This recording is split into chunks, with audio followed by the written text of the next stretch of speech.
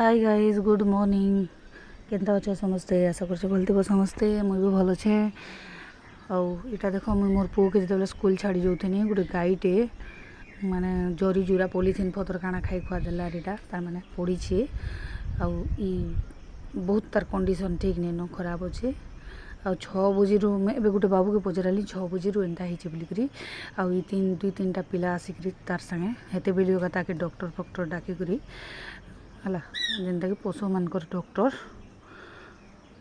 डाकिक ताके बचावा लगी चेष्टा करुछन बाबू माने जेनटा हमर पाखर गाँव साइड गाँव पिला माने आ जाही ताही जाना ताना खाई कर जेन जरी जुरा पॉलिथिन माने फिकी दउछन एंता नहीं फिकबार कथा। बेकार बेकार ये सब खाई कर देख आम खाई दउछुं जेने पारे फिकी दउछुं समस्ते हेन्ता करछन बेकार बेकार खाई दी गाई आज कष्ट पाउछि। तो इटा के मेडिसिन पतर दिया जदि भगवान चाहले भल हेबा तो ये बाबू मैंने ताके पूरा सकालू एका जुगी कर अच्छन ताके ट्रिटमेंट कराउछन।